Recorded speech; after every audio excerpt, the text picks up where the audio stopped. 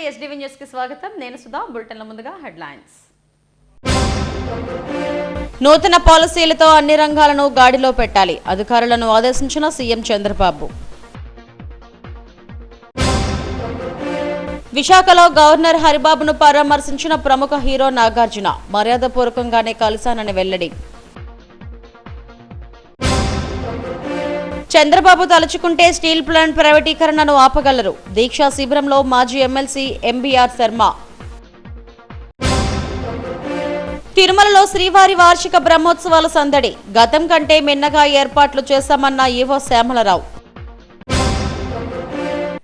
ప్రభుత్వంలోని వివిధ శాఖల్లో నూతన పాలసీలతో అన్ని రంగాలను గాడిలో పెట్టాలని ముఖ్యమంత్రి చంద్రబాబు నాయుడు అధికారులకు దిశానిర్దేశం చేశారు. 15% గ్రోత్ రేట్ లక్ష్యంగా పనిచేయాలని సూచించారు. గత 5 ఏళ్లలో ప్రజల తలసరి ఆదాయంలో వృద్ధి రేటు తగ్గిపోయిందన్నారు. జీఎస్డీపీపై సచివాలయంలో ఆయన సమీక్ష నిర్వహించారు. ప్రజల జీవన ప్రయాణాలను పెంచే కార్యక్రమాలపై ఆయా శాఖల దృష్టి పెట్టాలన్నారు.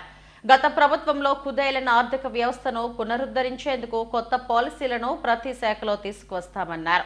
గత ప్రభుత్వం అవలంబించిన రివర్స్ నిర్ణయాలను వృద్ధి రేటు 10.59% తగ్గిందన్నారు. అన్ని శాఖలు విజన్ను సిద్ధం చేసుకుని నిర్దిష్ట లక్ష్యాలతో పనిచేయాలని సూచించారు. జనవరిలో P4 విధానాన్ని అమల్లోకి తెస్తున్నామన్నారు. ఈ విధానం ద్వారా సమాజంలో ఆర్థికంగా ఉన్నత స్థానంలో ఉన్నవారు అట్టడుగున ఉన్న 10% మందిని పైకి తీసుకువచ్చేందుకు సాయం చేయాలన్నారు. ఇలాంటి విధానాలతో రాష్ట్ర ఆర్థికాభివృద్ధిని పరిపుష్టి చేయనున్నామని వెల్లడించారు.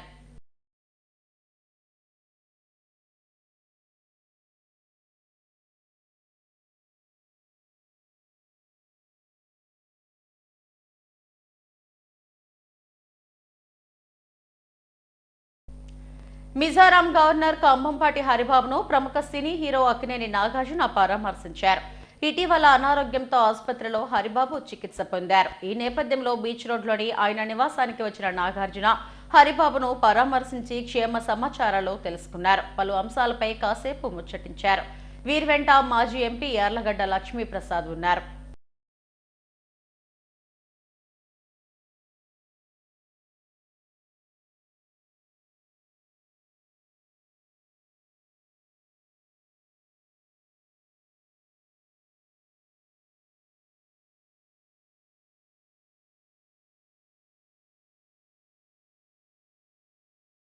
విజయవాడ ఇంద్రకీలాద్రిపై కొలువైన దుర్గా మల్లేశ్వర స్వామి దేవస్థానంలో దసరా శరవన్నవరాత్రి ఉత్సవాలు వైభవంగా ప్రారంభమయ్యాయి.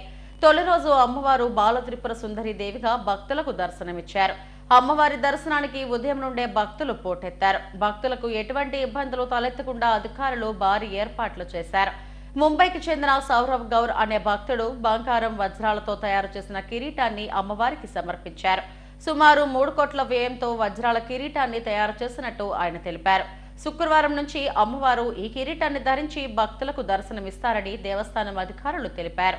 తొలి రోజు పలువురు ప్రముఖులు దుర్గమ్మను దర్శించుకున్నారు. ఎమ్మెల్యే సుజనా చౌదరి, కలెక్టర్ సృజన, పలువురు ఎంపీలు, ఎమ్మెల్యేలు అమ్మవారి సేవలో పాల్గొన్నారు. భక్తులకు ఎటువంటి ఇబ్బందులు తలెత్తకుండా అన్ని ఏర్పాట్లు చేశామని కలెక్టర్ సృజన తెలిపారు.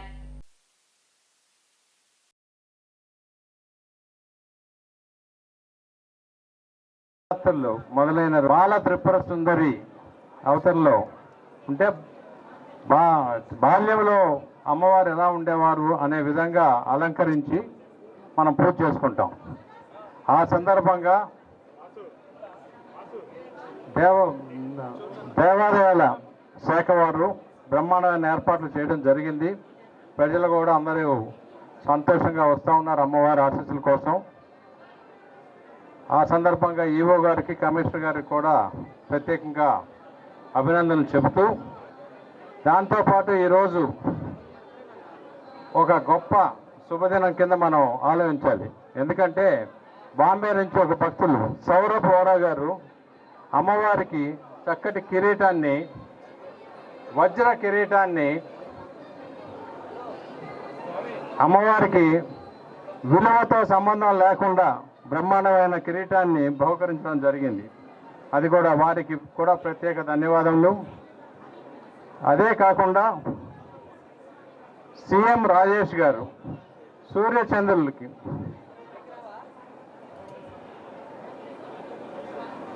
ఈ ఆఫర్లు కూడా బహుకరించారు. వారికి కూడా ప్రత్యేక ధన్యవాదములు. అవి చెప్తూ వాళ్ళందరికీ కూడా, ప్రజలందరికీ కూడా ఆ అమ్మవారి ఆశీస్సులు బాగా ఉండాలని చెప్పి కోరుకోవటం. నేను ప్రజలచే ఎన్నుకోబడినాక మొట్టమొదటిసారిగా ఇక్కడ ఎమ్మెల్యేకి వచ్చి పండక్కి మొదటి రోజు రావడానికి కూడా నేను ఒక అదృష్టంగా భావిస్తూ ఉన్నాను. మీ అందరికీ ఇప్పుడు తెలిసినట్టుగానే ప్రతి సంవత్సరం లాగా కాకుండా ఈ సంవత్సరం కాస్త ఫిజికల్ అరేంజ్మెంట్స్ని ముందస్తుగానే కంప్లీట్ చేసుకునే ప్రయత్నం చేశాం. ఎప్పుడో మా మీద ఉండే విమర్శ అది పండగ మొదలైనా ఇంకా మీ పనులు ముగియలేదని. ఈసారి అటువంటి అవసరం లేకుండా చాలా వరకు క్యూ లైన్స్ కావచ్చు, మంచినీటి ఏర్పాట్లు కావచ్చు, వాష్రూమ్స్ కావచ్చు, చేంజింగ్ రూమ్స్ కావచ్చు, లైటింగ్ కావచ్చు, ఇలాంటి వివిధ రకాల అరేంజ్మెంట్స్ చేయడంతో పాటు కొన్నిటికి కావాల్సిన సర్టిఫికేషన్స్ అంటే ఇంక్లూడింగ్ లైటింగ్, ఎలక్ట్రిసిటీ సర్టిఫికేషన్స్, ఆర్ఎండ్బి వాళ్ళ సర్టిఫికేషన్స్ అవన్నీ కూడా ముందస్తుగానే తీసుకోవడం జరిగింది. ఈరోజు మొదటి రోజు కాబట్టి ఇప్పుడిప్పుడే జనసందోహం పెరుగుతోంది. దీన్ని బట్టి ఇంకేమన్నా ఇంప్రూవ్మెంట్స్ టు ఆర్ అరేంజ్మెంట్స్ చేయాలేమో. అంటే ఫర్ ఎగ్జాంపుల్ నేను కింద నుంచి వస్తుంటే ఒక మెడికల్ క్యాంప్ ఆల్రెడీ ఉంది, ఇంకొంచెం ఎక్స్టెండ్ చేస్తే, బికాజ్ అక్కడ క్రౌడ్ ఎక్కువ ఉంది కాబట్టి ఇంకొంచెం ఎక్స్టెండ్ చేస్తే బాగుంటుంది. ఇలాంటి చిన్న చిన్న అమెండ్స్ ఉన్నాయి, అవి కూడా కంప్లీట్ చేసుకొని ఇక నుంచి మీకు తెలిసినట్టుగానే జనం పెరుగుతూనే ఉంటారు కాబట్టి వచ్చే జనాలకి సరిపడినంతగా అరేంజ్మెంట్స్లో ఇంకా మేము ఏమన్నా ఇంప్రూవ్మెంట్స్ చేసుకోవాలంటే ఈరోజే అవి కంప్లీట్ చేసుకొని భక్తులని సెంటర్ ఆఫ్ ఆర్ థింకింగ్ వాళ్ళకి ఇన్కన్వీనియన్స్ లేకుండా. ఉత్తరాంధ్ర పోరాటాల స్ఫూర్తితో విశాఖ స్టీల్ ప్లాంట్ను రక్షించుకుంటామని మాజీ ఎమ్మెల్సీ ఎంవీఎస్ శర్మ అన్నారు. జీవీఎంసీ గాంధీ విగ్రహం వద్ద జరుగుతున్న దీక్షా శిబిరంలో ఐద్వా మహిళలు కూర్చొని సంఘీభావం తెలిపారు. కేంద్రంపై ఒత్తిడి తెచ్చే స్థాయిలో రాష్ట్ర ముఖ్యమంత్రి చంద్రబాబు ఉన్నారని అన్నారు. ఈ నేపథ్యంలో CM Chandrababu, deputy CM Pawan కళ్యాణ్లు కేంద్రంపై ఒత్తిడి తెచ్చి స్టీల్ ప్లాంట్ను కాపాడాలని, కానీ ఆ దిశగా ప్రయత్నాలు జరగడం లేదని ఆవేదన వ్యక్తం చేశారు. గతంలో కేంద్ర రాష్ట్ర ప్రభుత్వాల మెడలు వంచి విజయాలు సాధించిన ఘన చరిత్ర ఉత్తరాంధ్రకు ఉందని చెప్పారు. అదే పోరాట స్ఫూర్తితో స్టీల్ ప్లాంట్ను కాపాడుకోవాలని పిలుపునిచ్చారు. చంద్రబాబు నాయుడు గారు ఇది చేయాల్సినటువంటి ఒక తప్పనిసరి పరిస్థితుల్లో ఉంది. అటువంటప్పుడు చంద్రబాబు నాయుడు స్టీల్ ప్లాంట్ని కాపాడాలి అని అనుకుంటే అది పెద్ద కష్టమైనటువంటి విషయం కాదు. ప్రైవేటీకరణ ప్రతిపాదన విరమించుకోకపోతే మేము మీకు మద్దతు విరమించుకోగలమని చెప్పేటువంటి పొజిషన్లో ఉన్నాడు చంద్రబాబు నాయుడు. కానీ ఆయన ఆ రకంగా చేయకుండా దానికి భిన్నంగా స్టీల్ ప్లాంట్ని ఎలా నడపాలో మేము ఆలోచిస్తాం, స్టీల్ ప్లాంటు సెంటిమెంటు అంటే నేను ఒప్పుకోను, అటువంటి సెంటిమెంట్లు ఏమీ లేవు అని కొంచెం అడ్డగోలుగా మాట్లాడుతున్నాడు. దీన్ని విశాఖ ప్రజలు సహించరు. ఇందిరాగాంధీ లాంటి ఒక నియంతృత్వం చెలాయించిన ప్రధానమంత్రి మెడలు వంచి విశాఖపట్నం స్టీల్ ప్లాంట్ సాధించుకున్నారు తెలుగు వాళ్ళు. 36 మంది ప్రాణత్యాగాలు చేసి సాధించుకున్నారు. ఈ స్టీల్ ప్లాంట్కి పివి నరసింహారావు టైంలో నిధులు నిరాకరించి ఎండబెడితే మళ్ళా ప్రభుత్వం మెడలు వంచి నిధులు సాధించుకుని స్టీల్ ప్లాంట్ విస్తరణ దిశగా కూడా అడుగులు వేశాం. ఆ రకంగా ఈ స్టీల్ ప్లాంట్ని సాధించుకోవడం నుంచి కాపాడుకునే అడుగడుగునా ప్రతి దశలోనూ ప్రజలు, కార్మికులు పోరాటాలు అనేటువంటి ఉన్నాయి. ఈ స్టీల్ ప్లాంట్ని ప్రైవేటీకరించాలనుకునేటటువంటి కోరిక, దురాశ విడనాడి మోడీ ప్రభుత్వం సరైనటువంటి లైన్ తీసుకుని దీనికి సొంత గనులు ఏర్పాటు చేసి నిధుల కొరతను పూర్తి చేసి దీని విస్తరణకి గ్రీన్ సిగ్నల్ ఇవ్వాలి. ఆ రకంగా చేసేలాగా చంద్రబాబు నాయుడు. తిరుమల శ్రీవారి బ్రహ్మోత్సవాలను అత్యంత వైభవంగా నిర్వహించేందుకు గతంలో కంటే మిన్నగా ఏర్పాట్లు చేశామని టీటీడీ ఈవో శ్యామలరావు తెలిపారు. తిరుమల అన్నమయ్య భవన్లో అదనపు ఈవో వెంకయ్య చౌదరితో కలిసి మీడియాతో మాట్లాడారు. ఈ నెల 12వ తేదీ వరకు జరగనున్న శ్రీవారి బ్రహ్మోత్సవాలకు అన్ని విభాగాల సమన్వయంతో ఏర్పాట్లు చేశామన్నారు. ఉదయం, రాత్రి వాహన సేవలు ఉంటాయని తెలిపారు. 4న ముఖ్యమంత్రి చంద్రబాబు శ్రీవారికి పట్టు వస్త్రాలు సమర్పిస్తారని వెల్లడించారు. 5న తిరుమల పాంచజన్యం విశ్రాంతి భవనం వెనుక 13.45 కోట్లతో నూతనంగా నిర్మించిన వకులమాత సెంట్రల్ కిచెన్ను సీఎం ప్రారంభిస్తారని తెలిపారు. భక్తుల రద్దీ దృష్ట్యా పలు ఆర్జిత సేవలు రద్దు చేశామని, రోజుకు 7 లక్షల లడ్డూలను అందుబాటులో ఉంచుతున్నామని తెలిపారు. మీడియా మిత్రులందరికీ కూడా ఆహ్వానంగా పలుకుతున్నాను. 2024 శ్రీవారి సాలకట్ల బ్రహ్మోత్సవాలు అక్టోబర్ 4 అంటే రేపటి నుంచి 12వ తారీఖు దాకా జరుగుతాయి. ప్రత్యేక దర్శనాలు అన్ని రద్దు చేయడం జరిగింది. బ్రేక్ దర్శనాలు కూడా ఎక్సెప్ట్ ప్రోటోకాల్ దర్శనం మిగిలినవి కూడా రద్దు చేయడం జరిగింది. ఎస్ఈడి టోకెన్స్ 1,32,000 ఇవ్వడం జరిగింది. సర్వదర్శనం టోకెన్లు 24,000 రోజు కూడా ఇవ్వడం జరుగుతుంది. అలాగే అంగ ప్రదక్షిణ టోకెన్లు కూడా రద్దు చేయడం జరిగింది. లడ్డూ ప్రసాదాల వితరణకు సంబంధించి 7 లక్షల లడ్డూలు బఫర్ స్టాక్ లో పెట్టుకోవడం జరిగింది. అలాగే 11 అదనపు కౌంటర్లు కూడా పెట్టడం జరిగింది. అంటే మొత్తం 65 కౌంటర్ల ద్వారా భక్తులకు ఇబ్బంది లేకుండా లడ్డూల వితరణ జరుగుతుంది. ముఖ్యమైన ప్రాంతాలన్నింటిలో కూడా అన్నప్రసాదాలు ఎవరికి కూడా ఇబ్బంది లేకుండా అన్నప్రసాదాలు, అలాగే పాలు, నీళ్లు ఇవి కూడా ఇబ్బంది లేకుండా అందరికీ కూడా సరఫరా చేయడం జరుగుతుంది.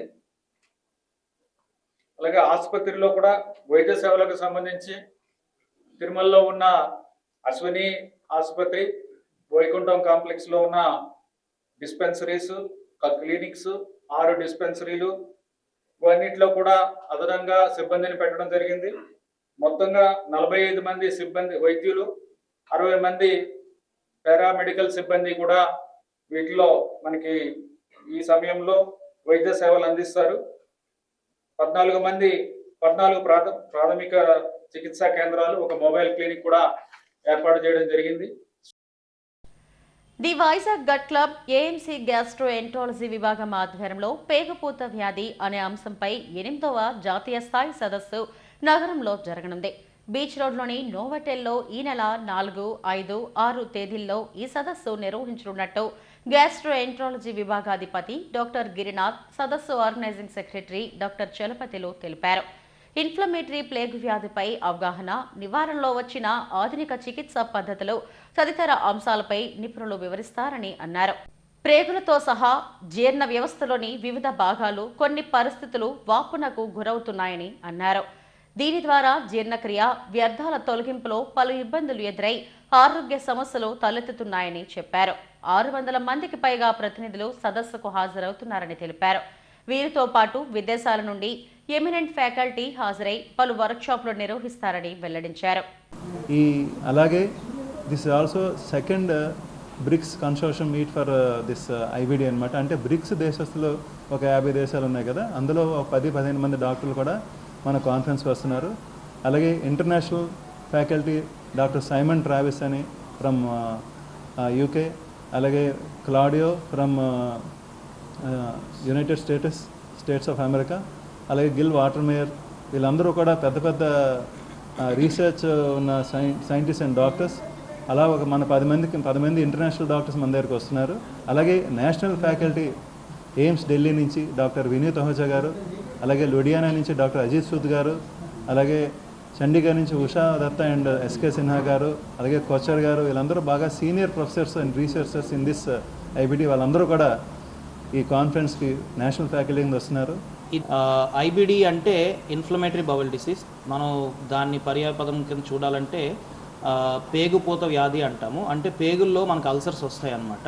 చిన్న పేగు కానీ పెద్ద పేగు కానీ. పెద్ద పేగులో వస్తే అది కొలైటిస్ అంటాము, చిన్న పేగులో వస్తే అది క్రాన్స్ డిసీజ్ అంటాము. ప్రీవియస్గా ఏంటంటే ఇంతకుముందు ఇది పాశ్చాత్య దేశాల్లో ఉండేది. అంటే అమెరికా, యూకే, యూరప్, ఆస్ట్రేలియా ఇలాంటి వాటిల్లో ఉండేది. సో చాలాసార్లు మనం దీన్ని అజీర్తనో, గ్యాస్ట్రిక్ ప్రాబ్లం అనో మనం ట్రీట్ చేస్తూ ఉండేవాళ్ళు ఇంతకుముందు. బట్ ఇప్పుడు లాస్ట్ 10 సంవత్సరాల నుంచి దీని తాలూకా ప్రబలత బాగా పెరిగిపోయింది. తరచుగా కడుపులో నొప్పి రావడం, బరువు తగ్గిపోవడం, మోషన్స్లో బ్లడ్ పడడం, లూజ్ మోషన్స్ రావడం ఇట్లాంటివన్నీ జరుగుతాయి. ఇలాంటి పేషెంట్స్కి కొలనోస్కోపీ, బ్లడ్ టెస్టులు, మోషన్ టెస్టులు చేయడం ద్వారా ఈ జబ్బు ఎల్ఐసి విశాఖ, నెల్లూరు డివిజన్లలో పనిచేస్తున్న ఉద్యోగులు చేపట్టిన దీక్షలు కొనసాగుతున్నాయి. తమకు న్యాయం చేయాలంటూ జీవీఎంసీ గాంధీ విగ్రహానికి వినతులు సమర్పించారు. ఎంప్లాయ్మెంట్ ఎక్స్చేంజ్ ద్వారా తాము ఎల్ఐసిలో ఉద్యోగాల్లో చేరామని బాధిత ఉద్యోగులు చెప్పారు. ఎలాంటి నోటీసులు ఇవ్వకుండా తమను అప్పట్లో తీసేశారని, కోర్టు తీర్పులు వచ్చి 9 ఏళ్లవుతున్నా తమకు న్యాయం జరగలేదని ఆవేదన వ్యక్తం చేశారు. యాజమాన్యం తీరుతో 120 కుటుంబాలు రోడ్డున పడ్డాయని తమకు న్యాయం చేయాలని కోరారు. చెప్పుకునే ఉద్దేశంతో ఇక్కడికి వచ్చాము. ఈ స్వాతంత్రం వచ్చిన తర్వాత మాకైతే స్వాతంత్రం వచ్చినట్టుగా కనబడలేదు. మాకు స్వతంత్రం రావాలంటే మా ఉద్యోగాలు మాకు ఇప్పించి మాకు ఇక్కడ పచ్చని మెతుకులు పెట్టితే మాకు స్వతంత్రం వచ్చినట్టుగా ఫీల్ అవుతాము. కాబట్టి జాతిపిత మహాత్మని ఈ నిరసన తెలియజేస్తూ ఇవాళ ఇక్కడ రావడం జరిగింది. ఈ 4 రోజుల దీక్షలో రేపటితో మా దీక్ష ముగుస్తుంది. దయచేసి ఇప్పటికైనా సరే మేనేజ్మెంట్ వారు మా ఇందు దయ ఉంచి కనికరించి ప్రాధాయపడుతున్నాం. అవసరమైతే కాళ్ళు పట్టుకుంటున్నాం. మీరు మాకు న్యాయం చేయండి. అందరితో పాటు మేము ఒకళ్ళవే ఎక్కువైపోయామా? లక్షలాది మందికి ఉపాధి కల్పించిన మీరు మా పట్ల ఎందుకు నిర్లక్ష్యంగా వహిస్తున్నారో మాకైతే అర్థం కావట్లేదు. దయచేసి మాకు ఉద్యోగం ఇప్పించండి, బ్యాక్ వేజెస్ ఇప్పించండి, పాత పెన్షన్ ఇప్పించండి, పాత శాలరీ ఇప్పించండి, చనిపోయిన కుటుంబీకులకు ఎక్స్గ్రేషియా ఇప్పించండి, వారి ఫ్యామిలీలకు ఉపాధి కల్పించండి. ఇవి మా డిమాండ్స్. దయచేసి ఈ డిమాండ్స్ అమలుపరుస్తూ తక్షణం మీరు చర్యలు తీసుకోవాలని మేనేజ్మెంట్ వారిని వినయపూర్వకంగా మేము కోరుకుంటున్నాం. అయితే మాకు ఐఎన్టీసీ యూనియన్ నాయకుడు వి నరసింహన్ మా కేసు ఫైల్ చేసి 3 హైకోర్టులు 3 సుప్రీంకోర్టులో కూడా మాకు ఫేవర్గా ఆర్డర్ తెచ్చి ఉన్నారు. మాకు 2015లో 3500 కోట్లు గోపాల్ గౌడ నాగప్పన్ జడ్జీలు మాకు తీర్పునిచ్చారు. ఇన్ని జడ్జిమెంట్లు ఇచ్చినా సరే మేనేజ్మెంట్ మాకు న్యాయం చేయలేదు, మాకు ఉద్యోగం ఇవ్వలేదు, ఒక బ్యాక్ వేజెస్ కూడా ఇవ్వలేదు. ఇంతవరకు 9 సంవత్సరాలు అయింది మాకు జడ్జిమెంట్ వచ్చి. మా యూనియన్ నాయకులు కూడా మాకు న్యాయం చేయలేదు. యూనియన్ నాయకులు మేనేజ్మెంట్ కలిసి మరి ఏం చేశారో ఆ భగవంతుడికే తెలియాలి. ఇప్పటికైనా మా బాధ, మా ఆకలి బాధ, మా మనోభేద, ఇందులో 105 మందిలో సగం మంది చనిపోయారు, సగం మంది 60 క్రాసు, అతి తక్కువ మందే ఉన్నాం. కాబట్టి మా ఉన్నంత వరకు కూడా మాకు అన్ని బెనిఫిట్లు ఇచ్చి మాకు తగిన న్యాయం చేసి మా రోడ్డున పడ్డ మా కుటుంబాలని, మా పిల్లలకి కాస్త పిడికి అన్నం పెట్టి మమ్మల్ని ఆదుకుంటారని మేము మరీ మేనేజ్మెంట్ వారిని మనస్ఫూర్తిగా 120 మంది కుటుంబాలు మిమ్మల్ని ప్రార్థించుకుంటాం. సింహాచలం వరాహలక్ష్మీ నరసింహస్వామి వారి నిత్య కళ్యాణం వైభవంగా జరిగింది. ఆర్జిత సేవల్లో భాగంగా అర్చక స్వాములు ఉత్సవమూర్తి గోవిందరాజ స్వామిని ఉభయ దేవేరులతో మండపంలో అధిష్ఠింపజేశారు. నిత్యం కళ్యాణంలో పాల్గొన్న భక్తుల గోత్రనామాలతో సంకల్పం చెప్పి కళ్యాణాన్ని జరిపించారు. అనంతరం భక్తులకు వేదాశీర్వచనాలు, ప్రసాదాలు అందజేశారు.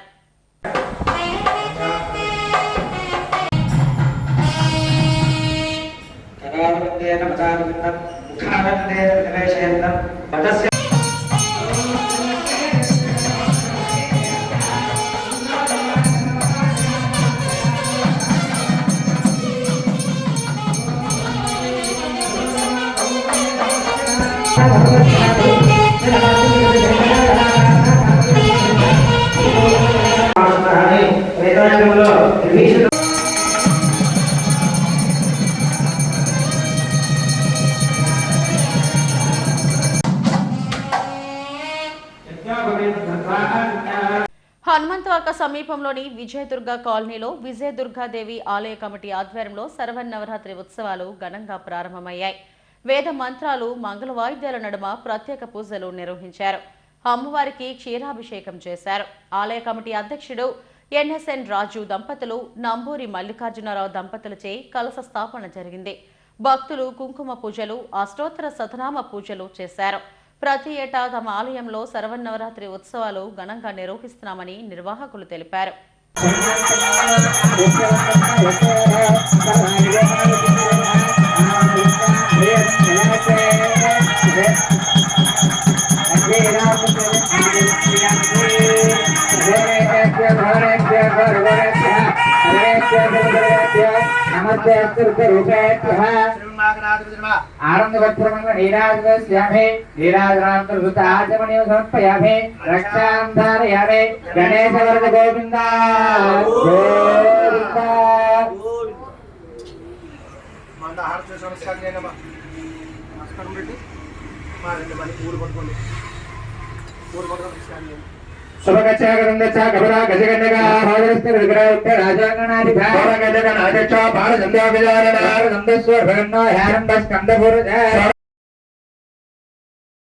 హెడ్లైన్స్ మరోసారి. నూతన పాలసీలతో అన్ని రంగాలను గాడిలో పెట్టాలి, అధికారులను ఆదేశించిన సీఎం చంద్రబాబు. విశాఖలో గవర్నర్ హరిబాబును పరామర్శించిన ప్రముఖ హీరో నాగార్జున, మర్యాదపూర్వకంగానే కలిశానని వెల్లడి. చంద్రబాబు తలుచుకుంటే స్టీల్ ప్లాంట్ ప్రైవేటీకరణను ఆపగలరు. దీక్షా శిబిరంలో మాజీ ఎమ్మెల్సీ ఎంబీఆర్ శర్మ. తిరుమలలో శ్రీవారి వార్షిక బ్రహ్మోత్సవాల సందడి. గతం కంటే మిన్నగా ఏర్పాట్లు చేశామన్న ఈవో శ్యామలరావు. ఇవి ఇప్పటివరకు నా బులెటిన్ అప్డేట్స్. మరిన్ని వార్తా విశేషాల కోసం చూస్తూనే ఉండండి ఎస్టీవీ న్యూస్. నమస్తే.